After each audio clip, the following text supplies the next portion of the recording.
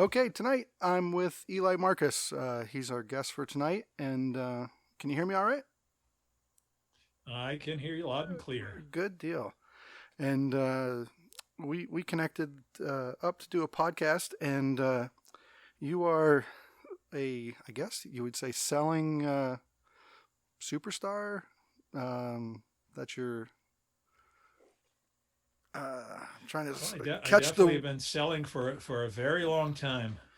And what and have you been selling? well, I sell advertising in New York City's largest circulation visitor magazine. That's what I've been doing Hmm. longer than anything else. So if there was probably a Guinness World Record for local advertising sales, I probably would have that. I see. And then how are things in New York City right now? Are you guys kind of getting back to normal, or is it still pretty? Mm, I wish I could say that with confidence, but I'd be lying. New York City is unfortunately unrecognizable Really? compared to what it was prior to COVID. I'd have to admit that. Yeah, it's what's really But what's really we'll cr- change. We'll get back. yeah, I was gonna say what's really crazy is how different it is from state to state to state or region. Is I was talking to a guy from Texas last week, and they're more or less normal down there, and then up here in Pennsylvania and New York, everything's still a hybrid of what life used to be. Yeah, I mean, look, obviously each governor has their own way of Yeah, seeing things, and so if you go to Florida, things seem very normal there. right. If you go to New York, Different it's a world. whole other sort of world. Yeah. So, New York, you just used to the hustle and bustle. The Hmm. funny part is people used to complain that there's too many tourists in Times Square, and I can't move. And they complained. And I said, watch one day. Yeah. And I've said this many times. One day you're going to regret saying that. And we learned that in 9/11, because New York was a ghost town, but it was Right. only a ghost town for a couple of days. This is now a ghost town for a year. Oh, There's a big difference. that's terrible. So the magazine is, you said is it the Speakers and Experts magazine that Well, you there's is two publications. okay, One is City Guide, which is New York City's largest circulation visitor magazine. okay, It's been circulated in every hotel in New York City since 1982. It's got a website, cityguideny.com, for those that want to get back to New York City, go see a Broadway show, one of the greatest museums in the world. We'll all get back there. And then I have Speakers and Experts magazine, speakersandexpertsmagazine.com, and that reaches 80,000 event, meeting, corporate planners. And it's there for anybody who wants to be a public speaker, because the event planners are the ones who are hiring public speakers. So if you are a public speaker or know somebody who's a public speaker, send them my way. and you'll have the hookup for them. I So will. is the Speaker and Experts magazine, is that more of a sort of a All digital. okay? Is it for connecting speakers to events, or is it It's for connecting speakers to event planners who plan the events. okay? So, if an event planner or a corporate planner, IBM has 5,000 people and they want a top of the line speaker, or Hmm. they want a series of speakers, they will look in Speakers and Experts magazine, see anybody from a Mark Victor Hansen, number one bookseller in history, for Chicken Soup with a Soul, to your regular guy who just happens to be an expert but not necessarily famous. Sure. So I was a while ago involved with the Vistage Group, and I'm sure they probably use something like that because every week we'd have a pretty good, or every month, I'm sorry, it was a once a month uh, meeting, and they would always have a really good speaker, whether it's business or motivation, or it could be anything. Um, Yeah. And you can find any kind of speaker, whether you want a motivational speaker, whether you want somebody who's speaking more on health, somebody who can speak on, how to hire, there's all different mhm. kinds and classifications of speakers. And what was funny about those, or not funny, but good about those meetings was that it was usually the ones that you thought would be absolutely no value to you. Like it was always some random thing that, didn't apply to my business, or I didn't think it applied in any way. And you were listening, and all of a sudden you had some little nugget that either made you more profitable or made something else in your life easier that you were dealing with. It's amazing what an expert can get Well, out it's there. interesting that you say that because, most of us are not necessarily seeking a particular person out. But when that person falls into our lap, Hmm. we sometimes go, oh, ha, ha, wow, this is interesting. And, you can learn something in 5 minutes or hear something in 5 minutes that will change the trajectory of your life for the next 30 years. If you didn't hear that, you can go on a wild goose chase for 30 years. And only 30 years later, you find something outside of I'd only learned that 30 years ago. Yes. If I would have heard that somewhere and thought about it Yeah. before I had to live it and experience Or it. you may have heard it before and you may have heard it 100 times before, but you just weren't ready for it. Or it wasn't said in the right kind of way. And it was just said in a certain way now that finally resonates you to get you to finally take the action that you need. And then you also do mentoring and coaching and one-on-one Yeah. type services as well. Well, look, I was a kid that grew up and I was painfully shy. I didn't want the teacher to call on me.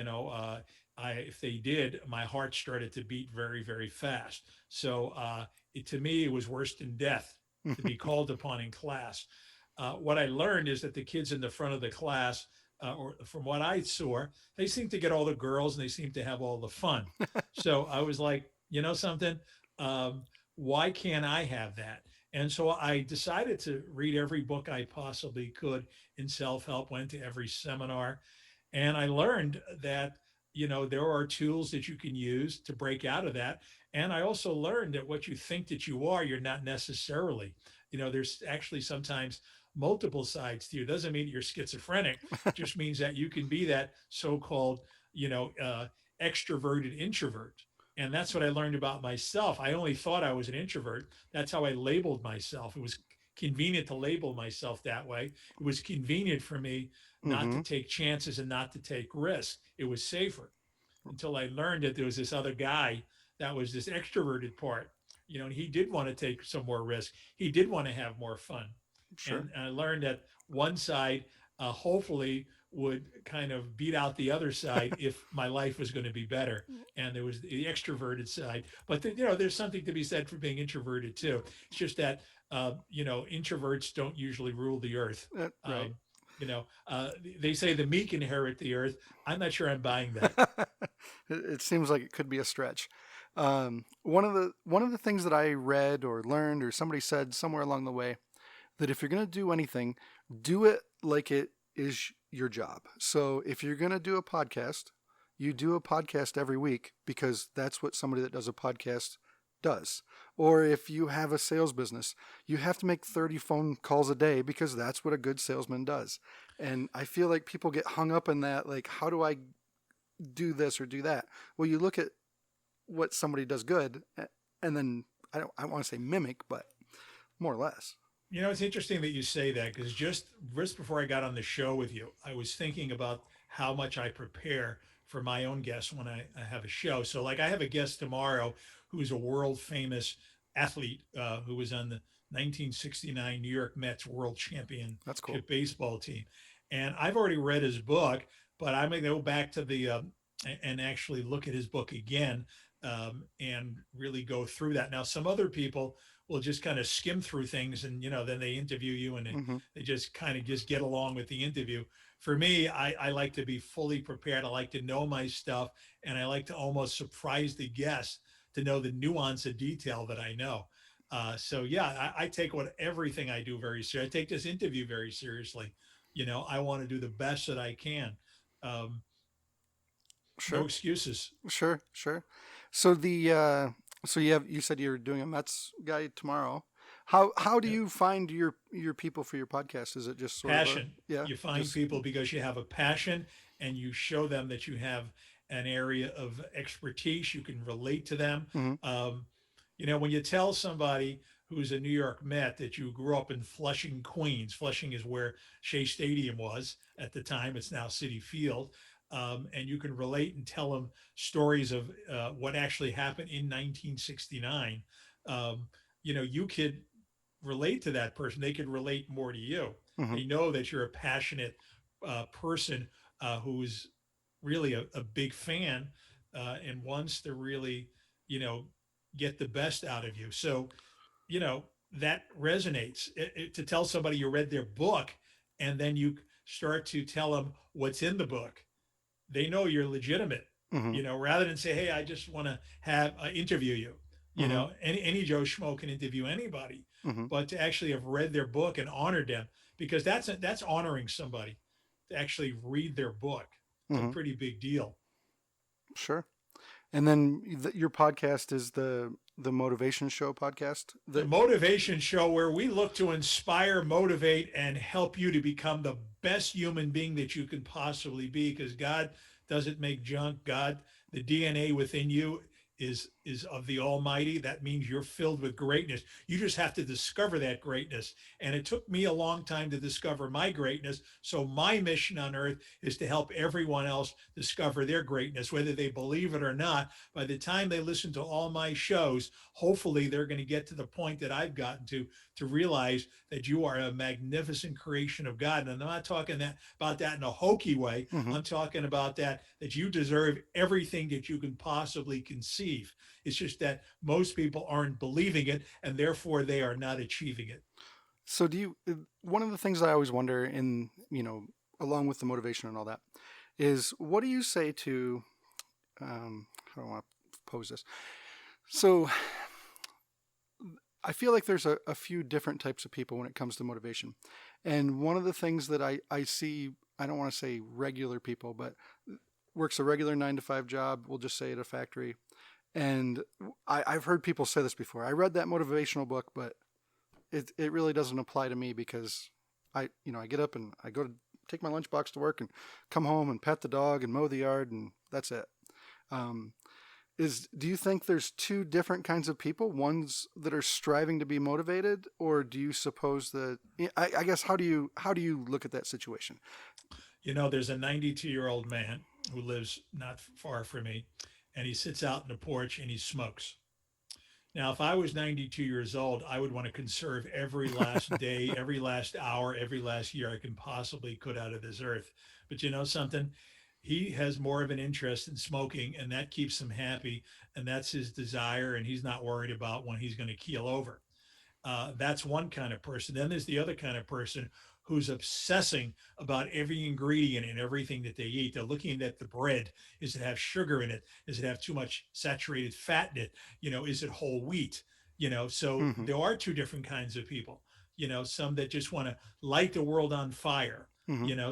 For some people, it's about making money. For other people, it's about making a difference. And for other people, it's more narcissistic. And I don't say that in a negative way. It's okay if you want to be narcissistic and you want to sit and you want to watch 8 hours of TV and eat pretzels and, and have ring dings and yodels, something. If that's what makes you happy, all Right. the more power to you. As long as you're not bothering me or anybody else, you Sure. know. So, or you could have a combination of all of the above. Right. It's up to you. As far as I'm concerned, you do whatever you have to do in this life, as long as you're not hurting somebody else. Sure. But ideally, for me, my goal is that everybody that comes across my path can learn a little bit from me, even if it's only 1% better. Sure. So do you ever? So when you get into a one-on-one coaching situation, how do you? I guess what this is what what's the words I want to use? Um, Wonder about as a coach. I feel like that's got to be one of the hardest jobs in the world because you're going from a guy who might be a business owner or minded person to an athlete on the other side. I feel like probably the motivation and path to success are somewhat similar. And then maybe in the middle somewhere you might have a singer or something like that. Just the array of people and interests and do you think there's kind of the same formula that works for anybody that wants to achieve some level of success and greatness? Or Absolutely. do you think Yeah, there's it's, universal principles of success. And the first principle is belief. Most people don't believe in themselves. They may think that they do, or they may say that they do, but deep down inside, there's a subconscious part of us. And so that subconscious part of us has a certain belief system. And until we get into our subconscious, we're going to continue on the same path forever. For instance, you talk about motivation, right? So sometimes people will go to an event, they're all pumped up, they're all motivated. Yeah, You know yeah, what I'm yep, talking about. You yep. can relate to. We've all listened to motivational videos, Hmm. or we've listened to Joel Osteen or whoever, Right, the flavor of the month is. We got all pumped up. We buy the book, and guess what? We don't even read the book right. because reality sets in, and it's because it's an unconscious belief system that we've had for decades because somebody, when we grew up, called us a name. Because when we grow up, there's always people calling us names. Always people, kids are mean to each other, Sure. sometimes your own parents are mean to you. But you remember the one comment that somebody made 40 years ago, and you don't let that go. And that overrules things. It overrules all the positive stuff. It's always like, yeah, yeah, I know I got the trophies, but, I'm Right. still a Yep. fraud. You're A right. lot of people, even athletes or actors, they still think they're frauds. Hmm. They still think, even though they've gotten to the top of the heap, they still think, well, maybe somebody's going to notice that I'm really a fraud. And find It's out. a Yeah. subconscious belief. Sure. Sure. I've actually heard that from a lot of different people that they're going to find out sooner or later that I have no idea what I'm talking about, and I'm not as good as Exactly. they think I am. Exactly. What about? Do you suppose there's and how do you deal with people once you achieve a certain level of success? It seems like comfort's your enemy. That once you start to get some success and maybe I don't know you're financially sound, we'll say, or whatever level of if I could only make it there when you were trying, and then you make it there. Do you how do you break people out of that to keep going and try and achieve more? Well, the number one question is, what is your goal? What are you in it for? What are you trying? What are you looking to do? What is your outcome? What is your why? Hmm. That's the biggest question. What is your why? Is your why simply to make money? Well, if you've already made money, maybe you're not as motivated, Right, you know? right. So, what is your why? Is your why for people to notice you, for you to be famous?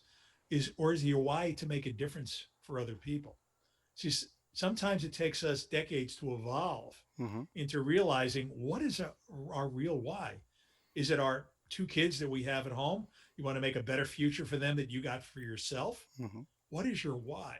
If your why is strong enough, you'll do anything to achieve that goal. If you don't have a big enough why, you're just going to phone it in between 9 and 5, kick back, get the six pack, watch Sure. sports all night long, and that's it.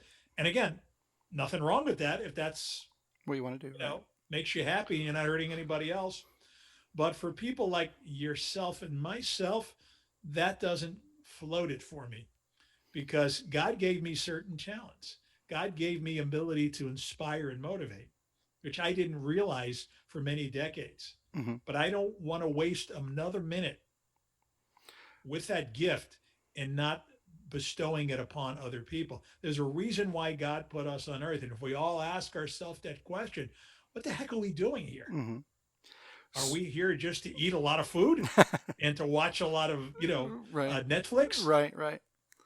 Because we certainly can. There's a lot of food and Netflix out there right now, so we're it's a real possible ending. But when did you go from? So you said you were in sales, and then at some point you realized, hey, I've got some information that's really useful to other people.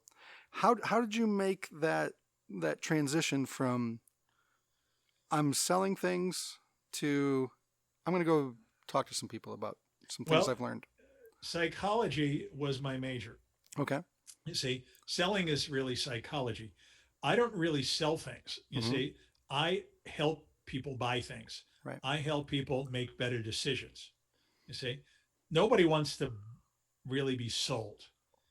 Right. So if you're selling somebody, they're going to run for the hills. Mm-hmm. They're not going to be too thrilled. So you have to develop a consult. You're like a consultant, really. Right.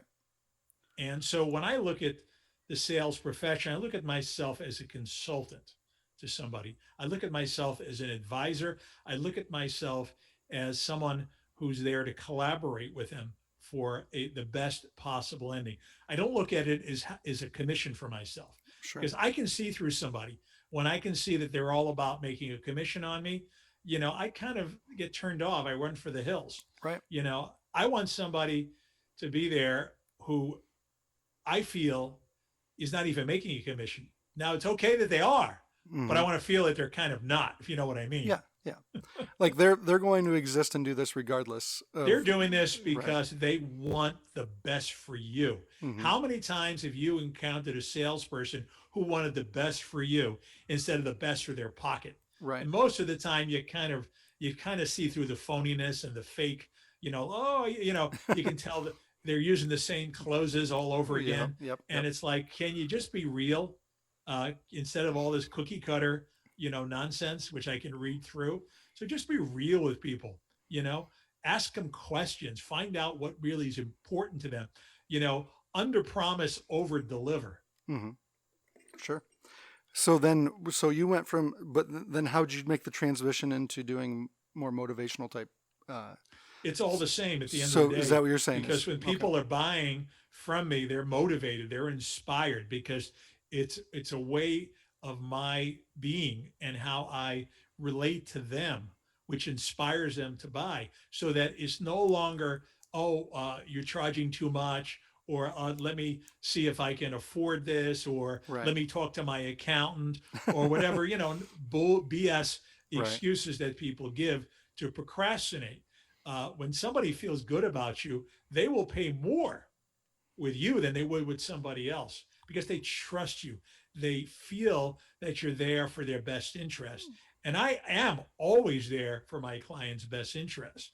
And that will come through at some point if somebody allows us to develop the relationship and the time. Not everybody will allow me that time. Not everybody Hmm. will allow me that luxury. They're just putting me in a cookie cutter, sometimes place like they're putting everybody else, and I'm no different from anybody else. And then it becomes who's got the best price, Right. not who's got the best value or who's the best person to work with. Right.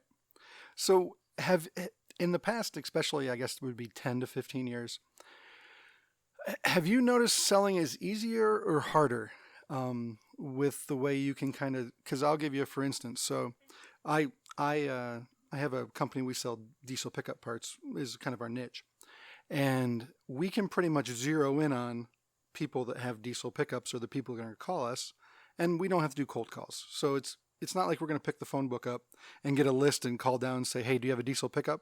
Is the motor bad? Do you want some parts? Like it's such a stretch. So we got to get those people to come to us. And it's never been easier to get people to come to us ever before in history, I think, than with everything that's available now, marketing wise, social media, and everything else. So it almost seems to me that it's gotten easier on some level, especially we do a lot of online sales. So the sale is on the website. It's not so much person to person as it was, in the past. But we still have a good person to person aspect of it. But I've just noticed it's easier, and maybe I've just gotten better at it too, than it used to be 10, 15 years ago. People call and they are basically qualified for what you're selling, as opposed to they didn't really kind of know what you were doing before. People are way more informed today than it seems like they ever were. Well, like with everything, um, it's a double-edged sword, right? Um, all progress leaves behind something that had certain advantages, Hmm. but if you play the new cards correctly, you're going to surpass where you were before. So if you utilize the technology that you have today that didn't exist before, and you're able to not cold call the way you did in person before, Sure. door to door, which is brutal, and you have a mechanism for where you're out in a golf course or you're sleeping and the leads are coming in because people are seeing, your ads digitally, or they're going on your website, then Hmm. certainly it's a whole lot easier than it ever been before. So if you know how to use the technology today, you're going to sell a lot easier and a lot more and a lot faster than you ever did before. The disadvantage today is it's more of an impersonal world. Hmm. People don't tend to want to get on a phone or talk to you as much as they did Right. before. You only had one or two ways that people can see. Either you cold called them, walked Yep. in on them, or you got on the phone and people just got on the phone with you. Now everybody hides behind email. Yeah. Right. So Right. it's gotten a lot less personal. And so it's harder to get somebody to make a purchase through an email than it would be if you're obviously sitting right in front of them.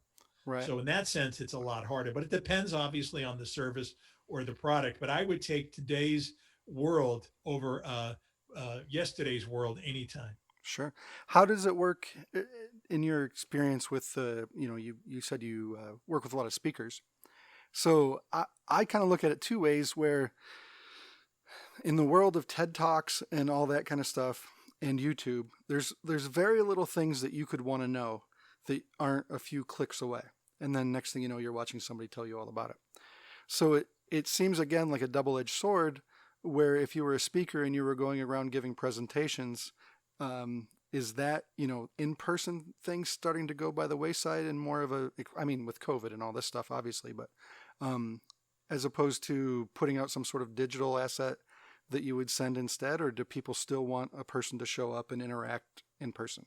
Well, don't forget the world has changed since COVID, so we Sure. don't know exactly how that's all going to lay out in the future, whether there's going to be the same amount of events, less events, more events. Right. That's to be seen. But as it was before COVID, there was more demand for professional speakers than ever before in history. There was more and more events, and people were more sought after. And so, yeah, I mean, there are literally tens of thousands of events Mm-hmm. happening all over the world. And once COVID's over, we'll get back to those in-person Sure. events. And now you've got the added benefit of also having the virtual events. So the demand will be there. And like everything else, it's a survival of the fittest. Sure. Sure. So, one of the things that I always got a kick out of when I was in the group that had the speakers coming around in different places is I've never went to dinner with a TED Talk before, where you could go to a dinner with somebody and have a one-on-one conversation that's, I don't want to say kind of off the record, but a little more informal and you can engage in a different way. So I feel like it's probably the best of both worlds if we lived in a normal world where you can kind of see somebody and see what their value is and kind of how they think and then bring them in personally. To be in front of somebody, where look, if you think about sports, right, with the exception, I think of maybe football, right, almost every sport is just so much more exciting and Mm-hmm. so much, you know, you just can't, you know, give any sort of comparison to watching something on TV versus being at that event. To say that I was at the Super Bowl or I was at the Olympics 20 years ago, I mean, that's a whole different thing Right. than watching it on TV. The greatest memories I have were the games that I actually attended. So there's still nothing like, being present Mm-hmm. versus, whether it's listening to a motivational speaker, it's just not the same on YouTube. Uh, Being in front of the world's greatest motivational speakers to me is like, that's heaven. Mm-hmm. That is like, to hear Tony Robbins live versus on a video or an audio, it's night and day. Sure. Absolutely. There's a different presence about the whole thing. Um, so you're before COVID, when you were traveling around, especially doing company type uh, presentations, I've never actually been in one. I've never been in a large company that has had one, but I have friends, and the regular thing that I hear from them is like, oh God, we all have to go into a thing tomorrow, and somebody's giving a presentation about X. It could be anything from, safety to motivation to strategy. So how do you guys work with that? Because what's funny about it is that they don't want to be there. They want to go do their regular job. There's a good majority of them that just are there for their paycheck. But the next week I'll be like, hey, how'd that presentation thing go you're going to, or the speech or whatever? Oh, and then they'll tell you all about it. And then they have this great big long uh, summary of what happened and all the stuff they learned. And it was kind of weird if you could just play back a week ago. They were like, I'm absolutely, not wanting to go. It feels like it's different when you have people paying to come see you speak as opposed to you get hired to speak in front of a group that maybe the group hired you, but not the individuals. How do you work that? That's a great question. Many of the greatest blessings I've had in my life were things that I didn't intend to have happen. It just happened. I fell into it. Um, Coincidence, Mm-hmm. meant to be. I've heard that expression before. Um, I believe that every encounter you have has been set up for you to have. You may not recognize it at the time. You may not understand it. You may bypass it, Hmm. but I believe there's a reason for it. And it's up for you to either uncover it, embrace it, find out why, or pass it by. Sure. So you'd be surprised who might fall into your lap that you never heard of, because some of the greatest speakers on the planet are not public figures. They're not out in the media. They're not Joe Rogan. They don't have a UFC platform, Right. uh, but they're damn good. And I talked to this woman the other day. She's 80 years old, and she's very quiet about her work. She Hmm. doesn't shout it out. She, even when she's called on, and we were at an event together. It was over 100 people. They called on her and they asked her, "Do you have anything that you want to add?" And she said no. She just wants people to discover her. My mentor, one of the greatest motivational speakers in history, wrote 14 books, wrote the classic, The Psychology of Winning, one of the greatest best-selling audio cassette programs of all time, Dennis Waitley. He doesn't push his products from the stage. He's got tons of products. He allows people to find him. Hmm. And for him, it's just richer that way. He doesn't feel he needs to do that. So you'll find the people that you need to find, and it's not necessarily going to be the famous ones. Sometimes you're just going to stumble upon them. But when I'm speaking, it's not about me, it's about you. And I'm going to find a way to get your attention. Hmm. I'm going to make it about you. I'm going to open your eyes. I'm going to say some things that you never heard before, in ways that you never heard before. And look, if you're just not motivated, I'm not going to reach you. Right. I'm not the guy, and neither maybe is anybody else. You're still going to break open the six pack and you're going to watch your Netflix. Right. Do you think there's a danger in getting too famous? Famous is the word I'll use, but it seems at some point, you have a Tony Robbins type character. At some point, it feels like it's more of an act than a real back and forth. Like you have to put on a presentation for this many people, this many times a year, no matter what. Do you think that it's at some point it turns into a different thing? I think anybody who's on a stage, even if it's a teacher, Hmm. there is an element of acting. But when we say acting, it doesn't make it phony. You Hmm. see, what I look at it more is you're pulling something out of you that you wouldn't necessarily do if you're one on one or with your family. You're just pulling out the other side of you. See, again, we have multiple sides to ourselves. So, am I going to be rah rah rah rah rah around my wife and around my friends? They Sure. think I'm crazy Eddie. They think I'm a lunatic. Right. But when I'm on stage, I have a mission, I have a job, I have an obligation to inspire and motivate. And people who have high energy tend to be more motivational, people tend to resonate more to that. So you got to give people the formula, the things that you know are going to move and inspire them. Because you said people sometimes come to these events and they're like, they're not the one who paid you. So Right. how motivated are they? So you got to shift their energy. You got to get them up off their seats, because they're just going to start yawning after a while. They're going to start multitasking. They're going to look at their phone. So you got to wake them up. You got to jar them. You got to get them out of that state of mind. And like, okay, we're getting up here. Let's do a couple of jumping jacks. It's like, wait, where'd that Hmm. come from? You know, Right. so you got to recharge their battery. And that's part of the problem. Nobody wants to sit there and listen to 4 hours of a lecture, no matter who it is. Right. What's your favorite profession to work with? As far as, are we athletes, business owners? I mean, where do you seem to find the most excited, fun to work Well, with to people? me, an athlete is my sort of fun zone, Hmm. because to get to that level, you cannot cheat. You have to be the best. Right. You can fudge through some other things. You don't have to be the best dentist in the world. You can still have a big dental practice. Right. I knew a podiatrist that had 5 offices. He was a lousy podiatrist. He had the number one podiatry practice because Hmm. he had great ads. Unfortunately, he did some things that he probably shouldn't have done. Hmm. He probably put, look, there are doctors who push surgeries. Most of them are really good. But some doctors push surgeries that you don't need. They push medications you don't need. The overwhelming majority of them do the right thing, Hmm. but there are some that just don't. So, So, what do I, athletes need the most help with in general when you well, work with them? like anything else, athletes need a winning mindset.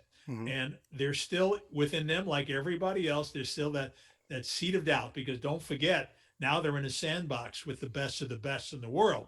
Right. So even though they know they're really good and they're better than anybody else in their community, now they have to be the best in the world, and Right. they have to beat the best in the world. So they still have that seed of doubt within them. Like, I'm an imposter. What am I doing here? Maybe I should have been the one cut. Right. Maybe I'm not fast enough. Maybe I'm camouflaging my deficiencies in it being more flamboyant. Sure. So it still always comes down to the mindset. You can't afford the luxury of a negative thought when you're an athlete. You have to believe that you're the winner and your team's going to win. And the minute the doubt starts to creep in, guess what? You drop the ball. Sure. How have you ever worked with many fighters? Or I'm trying to think of other maybe tennis, but they don't have quite as dire circumstances if they lose. Um, it seems like a fighter's mindset would be the hardest to keep motivated as opposed to a team because in a team type setting, we'll just say football, for example. You have all different sizes and shape people. They all work together to move the ball down the field, and individual matters, but not quite as much as in when you're in a ring with the guy that's the exact same size ish, exact same weight, and things are as even as you kind of can make the playing field. And I'm always amazed that the guys that have horrendous losses, either boxing, MMA, wrestling, anything like that, or even high school wrestling, how those guys keep themselves together and show up for the next time without a loss in that motivation or that winner's mindset. And many of them do lose the motivation, and sometimes they lose the fight. You've heard people say, I just didn't get myself into shape, but Right. this time out, I'm going to do it. Whether it's a Conor McGregor or, a Mike Tyson, Right. at some point, uh, a good amount of athletes, boxers, fighters, they lose that edge. They Hmm. lose that motivation. They lose the desire to get up at 6 in the morning. They lose the desire, like Rocky, to beat Right. that big slab of meat in the freezer. Right. Um, And that's what I was kind of getting at was it seems like that peels back at all. Fighting peels it all back. That maybe you don't see quite as much in a team sport, where it's 100% up to that guy that day to be 100% in mentally. well, You know what I that's mean? why you So. hire that's why you get a manager, and Hmm. that's why you have a mentor, and that's why you have a coach, so that somebody else can hold you to what you yourself may be struggling to continue to hold yourself to. So the manager is there to remind you, like, you got two choices here. You can slack off and eat a pint of Haagen-Dazs, or you can get your brains beat out the next time you're in the middle of the ring, Right. and that will live forever. So, there's that saying about, you know, uh, give up the pain of today for the glory of forever. Sure. And then how much do you think that same thing relates to business owners? It relates in the same way. You know, all of life is about how much discomfort we're willing to endure so that we can build a lasting legacy. Hmm. We're all struggling, we're all fighting, we're all working hard. How much struggle are you willing to endure to get what you want? Some people can't handle it. They're not cut out to be an entrepreneur. They're cut out to clock in 9 to 5. Right. They could if they decided to be something else, but some people's makeup just won't go there. They're just. I have a doorman who tells me that motivation is fraudulent. He's telling me it's fraudulent. What do you mean it's fraudulent? Well, it's all a hoax. What do you mean it's a hoax? People should be self motivated. I said, well, in an ideal world, it would be nice if everybody was motivated 24 hours a day, 7 days a week. But there's something called life that gets in the way. Sure. And every one of us has 100 things happening. And look, we look in the mirror and we're not Brad Pitt. We're not, you know, um, Right. uh, you Pick know, anybody. God's, Lou Ferrigno, Right. Hercules, Right. and we start to doubt ourselves. We start to see the flaws. It's funny because 99% of you could be flawless, but you'll notice the 1% that isn't. Well, and one of the things I've always noticed with people that have that same sentiment that your doorman has is they expected to spend whatever a book goes for, $9, $20, whatever it is. They expected to find the answer to the world in that book. And they read the book and they're Exactly. like, well, shit, I'm still broke. Like that didn't help at all. But it's a tool to get somewhere else. It's not the secret scroll that's going to unlock all the golden Well, you doors. just said The Secret. So there was a book called The Secret. You know what the real secret is? The secret is there is no secret. The Right, secret, if there is a secret, it's hard work. right, You right. have to work hard every day. As Tony Robbins puts it, every single day you should have some incremental improvement in your life every single day. That should be your goal. That's not everybody's goal. Hmm. It's Groundhog Day for the majority of people. Sure. You have the same, you wake up, you have the same morning routine, you shove down the muffin, you grab the cup of coffee, Yep. you're rushing to the train's stalled, you're late, you make the same excuses, you look at your watch, you clock out at 5 o'clock, you Yep. grab your dinner, and it's the Rinse and same repeat. Groundhog Day. Right. One of the things in the past, it's probably the past, it's getting on to be about 15 years now. So, one of our distributors that the entire group of us, there's a whole bunch of people that sell the same kind of parts I do. And they would have this trip once a year. If you sold enough, they would take you on this trip. And then all of us got to know each other. And this amazing thing happened where we all became friends. We were all competition, but we all became friends. And you started to realize, oh, you struggle with that too? Oh, that's the hard part of your business too? Oh, and one of the things that it showed me through the years was a lot of business people live on this angry little island that they think only the bad stuff happens to them and it only rains on their island. Oh, And well said. you have to Well have said. somebody else, like whether it's a mentor, a peer, a coach, to just sit you down, kind of pull your head out of your ass and go, no, no, no, this happens to everybody. It's okay. Do you ever notice when you can't get your PIN number or your passcode, how often that happens? Because there's so many devices and so many websites that now Yeah, require that. And you put it someplace, but you forgot to put it where you needed to put it. You thought you'd remember, and it drives you crazy. And you spend 20 minutes just trying to get into one thing, and then right, they have to text you the code, and then it doesn't come to you, and it drives you absolutely bonkers. You say, "Why does this happen to me? right, Why I'm wasting so much time? I don't." And you know something? It happens to all of us. right. Yep, it does. It's crazy. But you know, I probably was more towards your doorman when I was younger. When I was like, I can do all this. I don't need anybody to help me with this. I don't need a quote unquote mentor or a coach. And looking back through the years at the people that I've connected with and have helped me with different things and taught me different things, it's impossible to really get too far on your own without somebody kind of showing you the way a little bit. So well said. Because you see, we don't even realize what people think of us. Hmm. How many of us have asked somebody else to judge us? How many of us have said, "Tell me what you think about me"?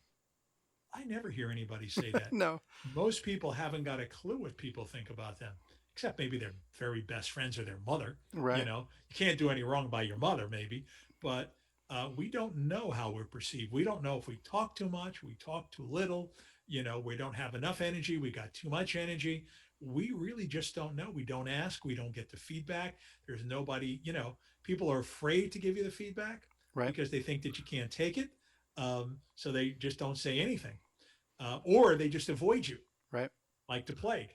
So we all need feedback, and we need critical feedback in a way that's not going to destroy us, but we know is just simply going to uplift us. We need that honesty. right, And that's where the coach comes in. And you know something? One day we're going to wake up 30 years later and realize if we had that coach. See, if I had a coach when I was in high school and I had somebody assigned to me, and that coach had one goal, that's to make me the best first baseman or pitcher. When I threw 100 miles an hour, which I did in high school, or when I was recruited as the number one hitter in the entire city, But that all went down the drain because I didn't have a coach Mm-hmm. and my mindset was not very good. I doubted myself and I thought I was an imposter. And then guess what? I started saying, I hope they don't hit me. I hope Mm-hmm. they don't hit that fastball, or I hope they don't hit that ball to me because I don't want to be the guy to lose the game. Mm-hmm. When you start thinking like that, it's over for you. Right. It was over for me before I started. It took me decades later to realize what I needed. Mm-hmm. Do you want to wait decades and find out the hard way? Or do you want to get someone there to save you all that aggravation, all that time, all that, Right. needless, you know, your whole destiny changes. Right. So I don't know of a single person that doesn't need a coach. They might not realize that they do.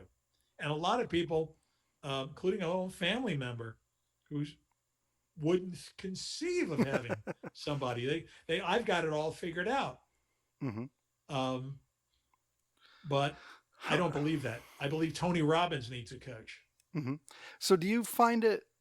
I guess when somebody hires a coach, they're already sort of looking for some help, so they're probably a little more open. Um, I would think, and the vast majority of them, to accepting advice and accepting some outside opinion of what uh, your reality really is from the outside. Um, do you struggle sometimes getting people to accept that what what reality is versus how they build up reality in their own mind? There's two kinds of people. One who's very open to realizing their own erroneous zones. The other ones will find excuses for why it's never their problem. Somebody the other day online accused me of being a fraud because they didn't recognize my name in the group because I changed my last name many years ago. So because he didn't remember me from being back in high school or junior high school. Therefore, I was just there, planting myself for some ulterior motive. Then, when he found out that I was not only real, but I was actually in his class, and even though someone else vouched for him and said he's got a photographic memory, so if he doesn't remember you, then you must be a fraud. Even though they realized after that that I was real, and their people did vouch for me, they still didn't apologize. They found reasons and excuses for Mm-hmm. why what they were perceiving was valid. So Sure. there's two kinds of people. I'm the kind of person that says, tell me what I need to learn Mm-hmm. and don't feel like you need to beat around the bush with me. And when I need to apologize, I'm the first person to apologize, not going to find reasons and excuses. But no, look, I didn't get the job done. Mm-hmm. Apologize. Doesn't matter what the reason is. Sorry, I didn't get the job done. My job was to get it done within 48 hours. We both agreed on it. It didn't get done. The dog ate the paper. My shoes had a hole in it. Whatever it was. Sorry, I apologize. It didn't get done. I won't let it happen again. Diffuse the situation. Yep. Move on. Yep. And one of the things I was thinking about, actually, I was looking through the list of people that you've talked to, and you have a bunch of pictures on your website of all the people that you've met, and there's a pretty impressive list of folks there. And I don't know what made me think this today, but I thought, are there anybody is there anybody out there doing shows where they only interview failures? To and most of the successful people, if you talk to them, they were failures at some point, Exactly. but nobody sees them like that. They don't. When you interview somebody or you see somebody successful on TV or read an article about them, it's usually not it's a nice fluff part. These guys, he was dead broke and now he's a millionaire. That dead broke part Well, kind of is off to the side a little bit. you're right because people can't relate to the fact that somebody who's a billionaire was once a failure. So I give a course, from painfully shy to top sales guy, and that's a true story. There was one time where I couldn't do anything. I couldn't achieve anything. I didn't advance anything. I was too afraid to take the risk. But guess what? Doing nothing is a failure. Mm-hmm. Not choosing to move forward is a failure. Not choosing to join is a failure. It's not a safety net. It Right. took me a long time to understand that. I belong to a business organization. I try to tell people, come into the business organization, meet other people like me, like yourself, meet other people who want to achieve things, people you can, accelerate with. and they don't, they're paralyzed. They can't make the decision. And guess what? They've already lost Sure. because they think that the money, they may lose the money, but they're losing already. Even without spending the money, they're losing the ability to make money, or they're losing the ability to make a relationship, Sure. which can change things. How, it probably goes along a lot with being shy too. How many business people do you suppose, or professionals of any type, are really, really, um, I don't know other word than afraid to let that onion get peeled back a little bit, to let everybody kind of see their inner softness and worries and failures, and everybody has this outside projection that I know a lot of business people. If you knew the inner workings of their life, like a few of them I've got to met, it's kind of a three-ring circus. And on the outside, it looks like they've got it together, 100%. Most people won't let you inside. Most people put on a facade. Most people show you what they think that you want to see. The funny part is that those who show their vulnerability, those who show their real self, those who aren't there trying to guess what you want to see, those are the ones that you resonate with. Those are the ones you can relate to. Those are the ones you can get along with better. But most people are there putting on a show. They're putting Sure. on a facade. They're putting on what they think the role of a CEO is supposed to be. And it's not always the way in which they're actually behaving. It's not always that stuffy, sort of stern, sort of, can't let loose kind of person. And that almost seems like more work than just doing the work in the first place, to put on that whole act 24/7. Well, that's why I like a Warren Buffett. I can relate to a guy like that because, he's a brilliant guy, but, he's got that warm, Yep. grandfatherly kind of like, who cares? It's only $1 billion deal I got going Right. on today. Right. And so you don't like he just did $1 billion deal and he acts as if like, it was like a 20-cent transaction, So Sure. you can relate to a guy like that, even though you kind of, how do you relate to a guy who's got $40 billion? Right. There's a different thing between somebody telling you, I got $1 billion deal today, and that's not that big of a deal, and a guy impressing upon you that how much of a not a big deal that $1 billion That's deal well is. said. Yeah, because he's not trying to impress you. There are other people who try to impress me all the time. Like, oh, I just got like I have this one guy. I just got out of this meeting. I'm on a board. There's a $40 billion deal going on. Like, why does he need to say that? Right, Like, Kay. if you've got something going on that big, like a ball player does not have to try to impress me. Right. I'm already impressed. Right. I already know what he batted. I already know any home runs he hit. He doesn't have to say, I'm the best. Muhammad Ali was different because to him it was more of a almost like an intimidation for the other guy, or Hmm. just a way to pump himself up. Uh, but the average athlete, they don't need to tell you, hey, you know, Henry Aaron didn't need to say, I hit Right. 700 and some odd home runs. You already know that he's a legend. And then the other weird thing about that is, can you imagine if regular people's stats were put out there on playing cards or online somewhere, so you could just look up your neighbor's stats at whatever of life goal or activity they do, and just be like, "Wow, he's really bad at mowing the yard," or Well, whatever. we started the show by me talking about my ability to sell, and it's uncomfortable for me to say, "Oh yeah, I should be in the Guinness Book of World Records." I'd rather have a baseball card or some kind of card that like Hmm. talks about it for me. But we're on a show here, so it is what I'm good at. I Sure. can't dunk basketballs or build houses or do most of the things. Uh, but no, you're right. We don't have a scorecard out there making it easy for people to assess us the way an athlete or even an actor does. Right. Right. Right. Well, hey, I've taken up a whole hour of your time here. A really great conversation.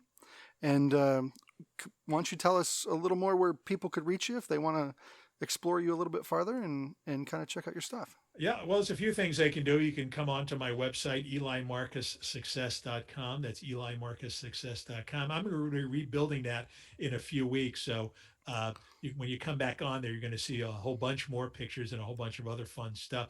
You can actually come join into my LinkedIn group. It's called the Motivation Mastermind Group, just those three words, put that in the search bar. And it's good to stay in the sandbox of people, Hmm. like myself or others who are into motivation, because you're going to get other motivated individuals on there too. You can come onto my social media, onto Instagram, Eli Marcus Success, follow all the postings that I have there. And most importantly, get pumped up, get juiced up, listen to the interviews with people who are a whole lot smarter than me, people who accomplish things that I've only could dream of, and subscribe to the Motivation Show, which you can listen to on any platform, whether it's Apple Podcasts, Spotify, iHeartRadio, whatever floats your boat. The Motivation Show. Awesome.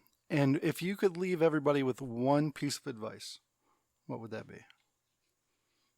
I put you on the spot there. Sorry. I'll give you another second to think about it. Well, that goes back to a person that I flew in from California who had at the time the #1 best-selling book in the country, the #1 New York Times best-selling book, which has now become part of the American jargon. And that is, don't sweat the small stuff, but the subtitle might be just as important or more important. And it's all small stuff.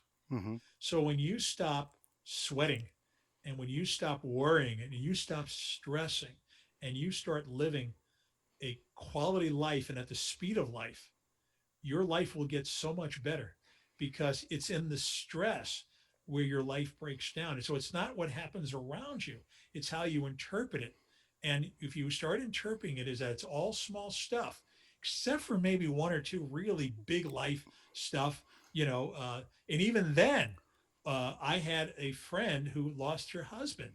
And you know something? Instead of getting devastated, they had a celebration at the beach. Sure. And they acted as if it was a joyful thing. So it's all about, again, how you choose to react to it. It's not about what actually happened to you. Sure. You're a man after my own heart. On my one monitor at work, I have a little quote taped across the top of the screen. And it says, I remember a story of an old man who said at the end of his life, he had a lot of troubles, but most of them never happened. Exactly right. If we look back on our lives and realize how many times we stressed out, sweat the small stuff, and got physically sick as a result of it, what would we do? We change it all. Sure. Yet we continue to follow the same pattern, to continue to do the same thing, continue to break up lifelong relationships for what?